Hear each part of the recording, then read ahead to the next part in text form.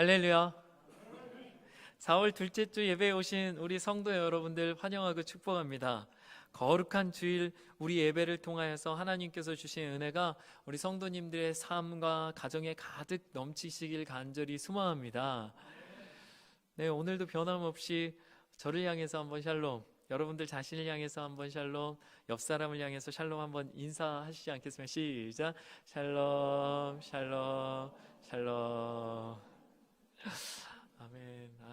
세상이 줄 수도 없고 세상이 알 수도 없고 세상에선 도무지 감당할 수 없는, 경험할 수 없는 그 하나님의 평강이 우리 성도님들의 삶과 가정과 생업과 자녀들에게 가득하시길 간절히 소망합니다. 오늘 우리가 읽은 본문은 우리가 너무나 잘 아는 성경에 돌아온 탕자라는 별명이 붙어 있는 본문입니다. 흔히 탕자라 불리는 둘째 아들, 그리고 그 아들의 돌아온 이야기, 오늘 이 말씀을 통하여 하나님께서 우리 공동체에 주시는 그 은혜를 함께 나누고자 합니다. 오늘 본문은 예수님의 행적을 기록한 사복음서 가운데서도 오직 누가복음에만 기록된 비유로서 한 가족에 대한 이야기를 담고 있습니다. 그리고 그 가정은 한 가지 안타까운 상황으로 이야기를 시작하고 있습니다. 오늘 본문은 아니지만 같은 장 11절에 보면 어떤 사람에게 두 아들이 있습니다. 그 중에 둘째가 하루는 아버지께 이렇게 말합니다. 아버지, 내게 돌아올 분깃을 주소서. 이 말은 앞으로 아버지가 죽은 이후에 어차피 우리들에게, 아들이 둘이 있었으니까요, 우리 둘에게 나눌 재산이 있지 않습니까? 근데 그 재산을 저에게 미리 주십시오 하는 것이죠. 여러분, 어처구니가 없죠. 여러분도 아시는 것처럼 이스라엘이란 나라, 이 나라는요, 다른 어떤 나라보다도 굉장히 보수적이고 부모의 권위가 강한 나라입니다. 비슷한 나라가 또 있죠. 바로 우리나라 대한민국.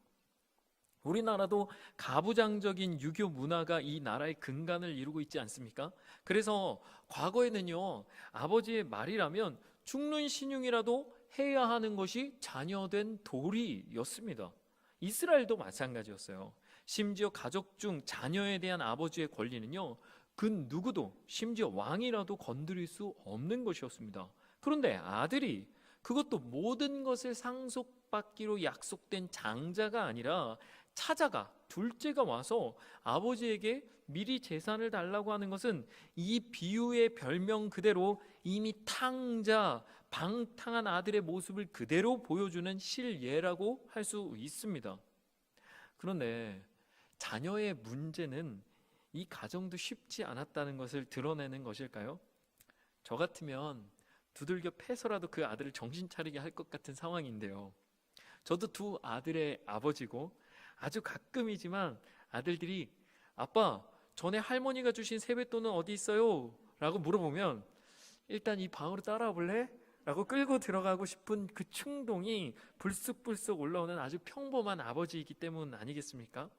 그런데 성경의 이 아버지는요, 참 답답하게도 그 살림을 나누어서 둘째에게 줍니다. 이는 재산을 당시의 관습대로 나누어 둘째에게 주었다는 것을 말하죠. 이 내용만 해도 참 가슴이 답답합니다. 그리고 그 아들은, 그 둘째 아들은 성경에 며칠이 안 되어 재물을 다 모아서 먼 나라로 갑니다. 그리고 허랑방탕하여 그 재산을 낭비하더니 라고 성경에 기록되어 있죠. 어떻게 낭비했을까요? 이는 나중에 이 탕자의 형의 발언을 통해 확인할 수 있습니다. 30절에 보면 아버지의 살림을 창녀들과 함께 삼켜버린 이 아들이라며 분개하며 외치는 모습의 형님을 볼 수 있는 것이죠. 이는 둘째 아들이 그 재물을 어떻게 사용했는지를 분명하게 알 수 있게 하는 장면입니다.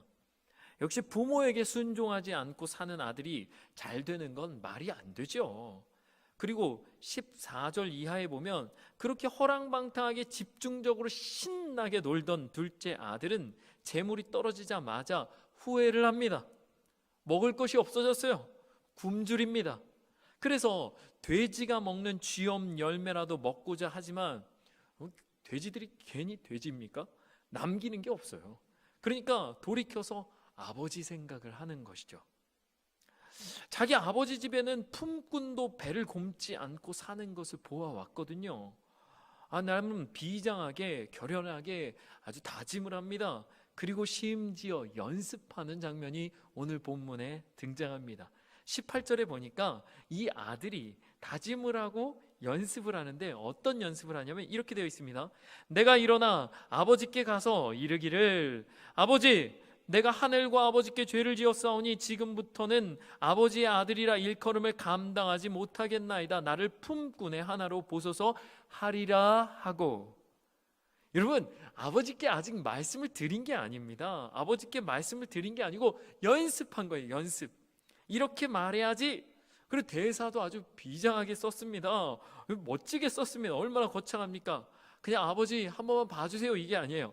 아버지 내가 하늘과 아버지께 죄를 지었사오니 이제 아버지의 아들이라 일컬음을 감당하지 못하겠습니다. 나를 품꾼의 하나로 봐주시고 나 좀 걷어주세요.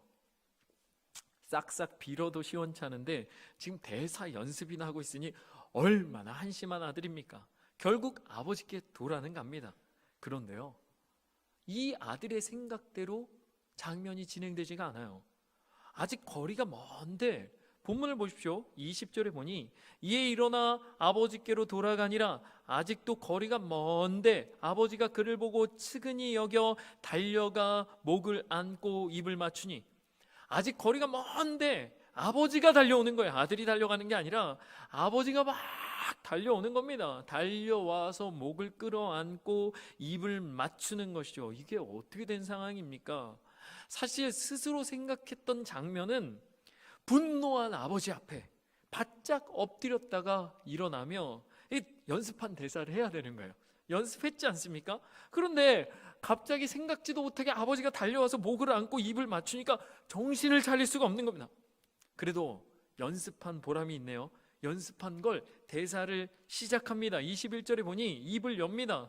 아들이 이르되 아버지 내가 하늘과 아버지께 죄를 지었사오니 지금부터는 아버지의 아들이라 일컬음을 감당하지 못하겠나이다 하나. 그러나 그러니까 아직 대사가 조금 남아있어요. 나를 품꾼의 하나로 보소서. 여기까지 해야 되는 게 원래 계획대로 된 겁니다. 그런데 보십시오. 마지막에 감당하지 못하겠나이다 하나, 그 말을 다 마치기도 전에 아버지가 듣지도 않아요. 관심도 없으세요. 지금 뭐라고 얘기하는지 상관없으면 여봐라 뭐하느냐, 얼른 옷 좀 내와라, 이 꼴이 이게 뭐냐 이게. 그러면서 막 22절에 보니 아버지는 종들에게 이르되 제일 좋은 옷을 내어다가 입히고 손에 가락지를 끼우고 발에 신을 신기라. 그리고 살진 송아지를 끌어다가 잡으라. 우리가 먹고 즐기자. 이내 아들은 죽었다가 다시 살아났으며 내가 잃었다가 다시 얻었노라 하니 그들이 즐거워하더라. 지금 상황이 눈에 그려지십니까?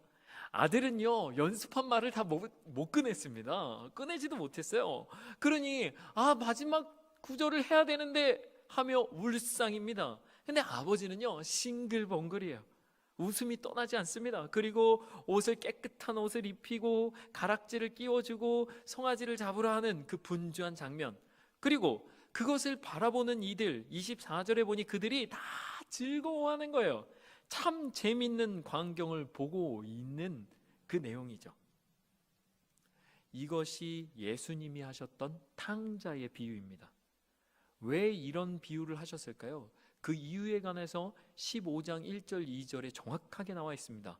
모든 세리와 죄인들이 말씀을 들으러 가까이 나아오니 바리새인과 서기관들이 수군거려 이르되 이 사람이 죄인을 영접하고 음식을 같이 먹는다 하더라. 예수님께 모든 세리와 죄인들이 나아오는 것을 보고 옆에 있던 사람들이 수군거리기 시작한 겁니다. 죄인을 영접하다니, 세리를 영접하다니. 그 예수님의 모습을 보고 수군거리자 예수님이 말씀하시는 겁니다. 한 아버지에게 두 아들이 있었는데 그 하나가 바로 이 탕자였다. 아버지의 재산을 함부로 사용하고 허랑방탕하게 살았던 탕자. 이 세리와 죄인들이 그런 탕자와 같이 아니하냐. 그리고 그들의 가슴에 오늘의 말씀 24절을 아버지처럼 그 예수님이 외치는 겁니다. 이 내 아들은 죽었다가 다시 살아났으며 내가 잃었다가 다시 얻었노라 하니, 그들이 즐거워하는 것이죠. 이 내 아들은 죽었다가 다시 살아났으며 내가 잃었다가 다시 얻었다. 그것이 내가 이들을 영접하고 음식을 나누는 이유라고 예수님이 말씀하시는 것이죠. 이것이 무엇입니까? 이것이 가족이지요. 어쩌면 세상에서 가장 어렵고 세상에서 가장 애틋하며 세상에서 가장 따뜻한 이름, 가족. 사실 저는 이 본문을 보며 한 가족을 바라보게 되었습니다. 그리고 이 가족에 관한 생각은 제가 우리 명문교회에 오면서 가지게 된 비전입니다. 이미 여러 번 이런저런 상황에서 잠깐씩 언급은 되었지만 공식적으로 말씀드리는 건 처음인 것 같습니다. 사랑하는 성도 여러분, 제가 어쩌다가 어떻게 우리 원로 목사님을 붙잡게 되었는지 아십니까? 작년 11월에 사실 처음 원로 목사님의 전화를 받았었습니다. 근데 그때가 월요일이었거든요. 당시 갑작스러운 담임 목회자 청빙에 관한 내용을 듣고 너무 깜짝 놀랐어요. 저도 한 번도 생각해보지 못했고 저도 예상하지 못했던 그런 내용에 관해서 당황했습니다. 그리고 저희 아내와 바로 금식을 시작했죠. 당시 제가 있었던 교회, 그 교회 상황도 만만치 않은 상황들이었거든요. 제가 맡은 일들이 적지 않았었고 11월이었으니까 한창 다음 해에 일꾼들을 세우고 막 계획을 하고 있었던 시점이었습니다. 근데 원로 목사님을 통해 교회의 뜻을 전달받고는 잠이 오질 않는 거예요. 그래서 당시 가장 가까웠던 우리 가족들에게만 상황을 말씀드리고 기도를 시작했었습니다. 그리고 그 주에 당시 섬기던 교회 담임 목사님께 상황을 말씀드렸고 그 목사님께서 너무 흔쾌히 축복하면서 가라고 말씀하시길래 그 상황들을 이제 우리 명문교회에게 알렸죠. 그리고 나서 공동의회 날짜가 잡혔습니다. 그게 광고가 주일날 나갔잖아요. 근데 그 다음 주에 여전히 잠을 못 이루고 걱정하고 있는 그 밤을 새우고 있던 저는 도무지 이걸 혼자서 해결할 수가 없는 겁니다. 그래서 저보다 딱 1년 빨리 담임 목사님이 됐던 저의 선배 그 형님, 아는 형님 목사님께 전화를 드렸어요. 전화를 드리고 이 청빙 과정과 이렇게 된 과정을 설명드렸더니 너무 기뻐하시면서 잘 되었다고 이렇게 얘기하시는 거예요. 그러면서 그 목사님이 뭐라고 저에게 얘기하시냐면 이제 담임 목회자가 되니까 비전만 있으면 되겠네 이렇게 얘기하는 거예요. 제가 너무 놀라서 그게 뭐예요 형님? 비전이 필요한가요? 그랬더니 당연히 필요하지. 담임 목사가 거창하지는 않아도 되는데 하고 싶었던 교회가 있지 않냐는 거예요. 그러니까 굉장히 제가 당황했습니다. 하고 싶었던 교회는 잘 모르겠고 제가 다니고 싶었던 교회는 있다고 말씀드렸거든요. 제가 그때 형님에게 이렇게 얘기했습니다. 그냥 나는 크진 않아도 되는데 마치 가족처럼 편안하고 따뜻한 교회, 때로는 혼이 나기도 하지만 그래도 교회를 떠날 수 없는 그 마음이 담겨 있는 교회, 그런 교회였으면 좋겠다고. 그게 비전이야 이렇게 얘기하시는 거예요. 그 목사님과 통화를 하고 나서 가족이라는 단어가 굉장히 마음 가운데 남는 겁니다. 그래서 다음날 새벽에 기도를 했습니다. 하나님, 가족 같은 교회요. 하나님, 가족 같은 교회, 그런 교회로 저를 보내주시면 안 되겠습니까? 그런데 그렇게 새벽에 기도하고 나서 그날 오후에 원로 목사님이 전화가 오신 거예요. 그러고 나서 갑자기 자신의 그 소신을 말씀해 주시는데 자신은 10년 전부터 은퇴하면 교회를 떠나 개척할 생각을 가지고 있고 이걸 이미 여러 사람에게 여러 번 얘기했고 개척하면 자신과 함께 갈 멤버도 다 정해졌다는 거예요. 그래서 제가 말씀드렸습니다. 목사님, 제 생각은 좀 다른데요. 저는 어제 하나님께서 가족에 대한 마음을 주셨고 오늘 새벽에 기도했는데 하루 동안 계속 가족에 대해 묵상하면서 가족은 이런 게 아닐까 생각했습니다. 가족에는 어른도 있고 아이도 있고 온 가족이 서로 함께하는 것이라고 생각합니다. 때로는 어른이 불편하기도 하지만 어른은 책임을 지고 자녀를 돌보고 자녀들은 그 보호와 간섭 아래 마음껏 안전하게 뛰어노는 것, 잘하는 것이라고. 저는 요즘 원로 목사님들이 가실 교회가 없어서 방황하는 것도 보았었습니다. 저는 목사님이 만약 원로 목사님이 되시면 교회를 떠나는 것이 제 목회관하고는 맞지 않는 것 같아요 라고 전화를 드렸죠. 근데 그게 충격이셨던 것 같아요. 한 번도 생각하지 못한 것 같은 반응이 막 나오는 겁니다. 저도 그랬습니다. 사실요, 저도 제가 왜 그랬는지 잘 몰라요. 제가 만약에 다른 목사님한테 물어보고 뭔가를 했으면 아마 다들 저를 뜯어 말렸을 거라는 생각을 조금 하긴 합니다. 사실 제가 아내한테도 그렇게 얘기를 못했거든요. 아내한테도 말할 겨를 없이 그 전화하면서 그렇게 결정한 부분이었습니다. 전화를 끊고 당황한 겁니다. 제가 이걸 우리 아내한테 말해도 될까? 그리고 얘기를 했죠. 얘기를 하면서 내가 이렇게 말을 해버렸네. 그리고 고민하는 겁니다. 아, 이게 내가 옳은 건가? 내가 이거 어리석은 짓을 한 게 아닐까? 그리고 계속 고민했습니다. 그리고 그 다음날 원로 목사님이 전화를 또 주신 거예요. 저한테 전화 오신 거예요. 그래서 원로 목사님 또 제게 말씀하시는 거예요. 아, 나는 이거 10년 전부터 고민했고 몇 년 전부터 준비했고 이미 울산에 집을 알아보고 계신다는 거예요. 그래서 제가 말씀드렸죠. 저는 아무한테도 물어보지 않았고요. 저는 아무한테도 말하지 않고 어제 계속 고민했는데 만약 그렇게 개척을 나가시면 그 교회는 제 목회 비전과 맞지 않는 것 같아요, 목사님. 목사님 가시면 저도 그 교회 안 가겠습니다. 이렇게 말씀드렸죠. 그래서 제가 오게 됐고 그래서 목사님이 남게 되었습니다. 지금 보면 아무것도 몰라서 할 수 있었던 무모한 결정 같기도 해요. 그러나 그 무모한 결정을 저는 이제서야 압니다. 우리 하나님이 참 기뻐하시는구나. 성도님들 동의하십니까? 제가 온 지 겨우 한 달 됐습니다. 여러분, 저 한 달밖에 안 됐습니다. 근데 어제도 몇 성도님들과 나눴는데 막 몇 년은 있었던 것 같아요. 저도 그렇거든요. 그런 익숙함이 있습니다. 제가 처음 교회 왔을 때 제가 원래 알던 교회에 온 게 아니거든요. 그런데 마치 제가 다니던 교회에 온 것처럼 이것이 우리 교회가 가지는 우리 교회의 색깔 아닙니까? 그래서 예수님은 가족에 대해 말씀하고 계신 거예요. 가족은 이렇습니다. 무언가를 더 얻기 위해, 무언가 잘 되기 위해, 무언가 더 가지기 위해 가족을 포기하지 않습니다. 더 행복해지기 위해 가족을 포기할 수 없습니다. 왜냐하면 가족이 가족을 포기하면 이미 가족이 아니기 때문이죠. 때문에 가족은 때로는 서로를 아프게 합니다.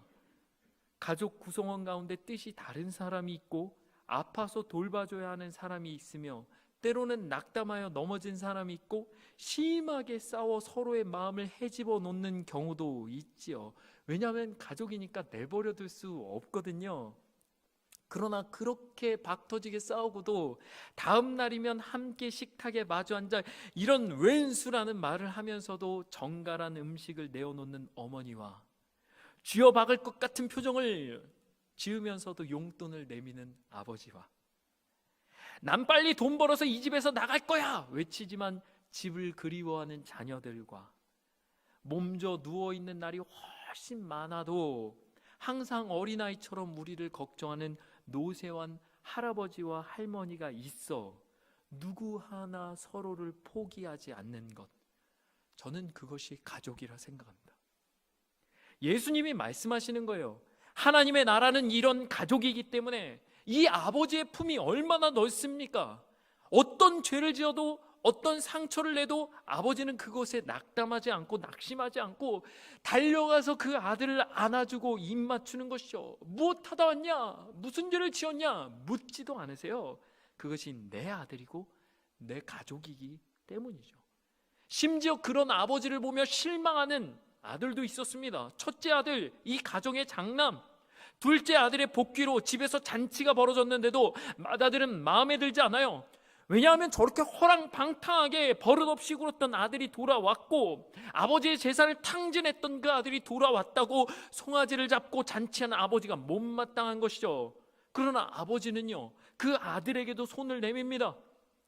28절에 노한 아들에게 아버지가 나와 권하는 겁니다. 너도 이리 들어오렴. 너도 함께하렴. 그런 아버지를 향해 그가 분노를 쏟아내죠. 29절에 보니 아버지께 대답하여 이르되 내가 여러 해 동안 아버지를 섬겨 명을 어김이었거늘 내게는 염소 새끼라도 주어 나와 내 벗으로 즐기게 하신 일이 없더니 아버지의 살림을 창녀들과 함께 삼켜버린 이 아들이 돌아오매 이를 위하여 살찐 송아지를 잡으셨나이다.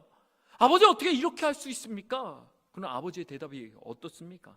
아버지는 그 아들에게 화내지 않아요. 나무라지 않습니다. 31절 32절에 아버지가 이르되 너는 항상 나와 함께 있으니 내 것이 다 내 것이로되 이 내 동생은 죽었다가 살아났으며 내가 잃었다가 얻었기로 우리가 즐거워하고 기뻐하는 것이 마땅하다.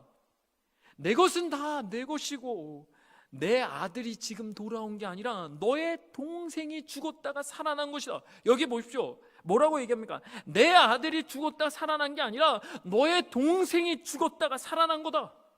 이는 내 동생이다. 가족이다. 이것이 가족인 거죠.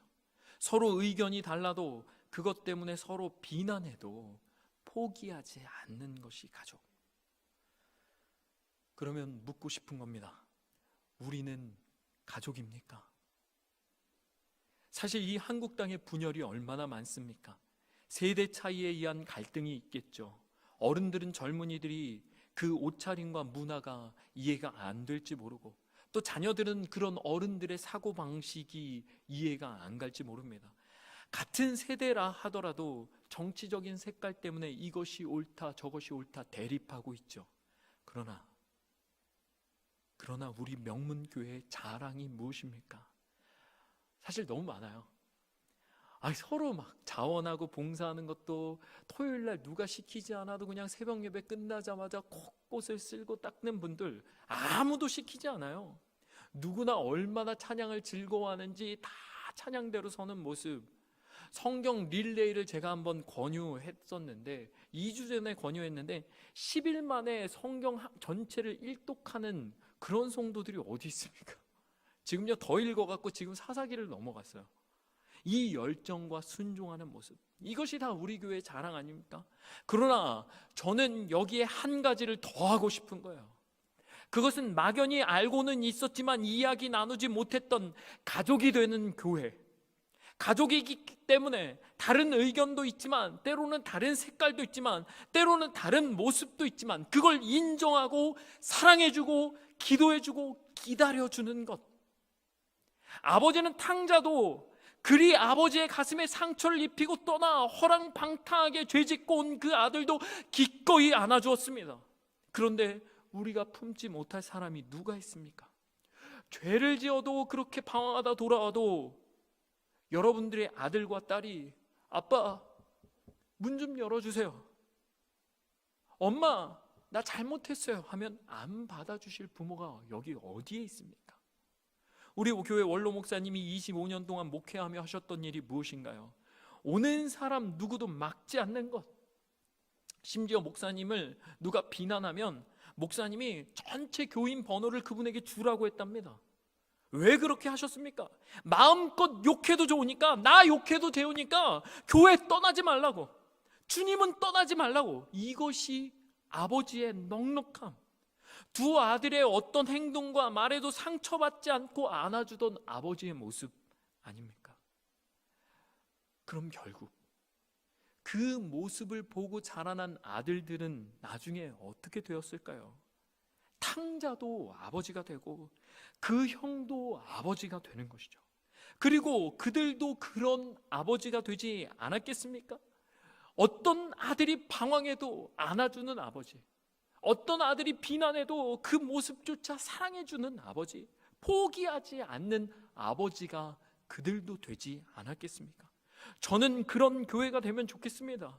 우리의 자녀들이 우리를 보고 있죠. 우리 안에 진짜 사랑이 있는가? 예수님의 사랑, 그 한량없는 사랑, 그 넉넉한 사랑, 누가 와도 받아주고 세리와 죄인들과 창녀들까지 받아주고 심지어 자신을 비난하고 자신을 때리며 욕하던 그 바리새인과 심지어 자신을 죽인 그 원수들까지도 사랑하라 외치던 그 주님의 사랑이 우리 안에 있는지를 우리의 자녀들이 보고 있는 것이죠. 그렇다면 우리의 말이 아닌 삶으로 우리의 자녀들에게 우리도 알려줘야 하는 겁니다. 하나님의 나라, 아버지와 아들이 서로 사랑하는 그 나라, 누가 와도 용서할 수 있고 누가 와도 품을 수 있는 그런 하나님의 나라가 이루어지는 교회가 여기 있단다. 여기 그런 교회가 있단다. 사랑하는 성도 여러분, 우리가 함께 그런 교회가 되어주시지 않겠습니까? 서로 사랑하는 가족들에게 상처 주는 것을 멈추고 예수님이 사랑한 우리 가족을 판단하는 것을 멈추고 아버지의 마음, 그 예수님의 사랑 닮아 이 안에서는 누구든 어떤 사람이든 과거가 어떻든 현재가 어떻든 판단하는 것을 멈추고 안아주는 가족이 되는 교회 말입니다. 그것이 우리 교회 비전이 될 때 우리의 자녀들도 그렇게 자라나게 될 줄 믿습니다.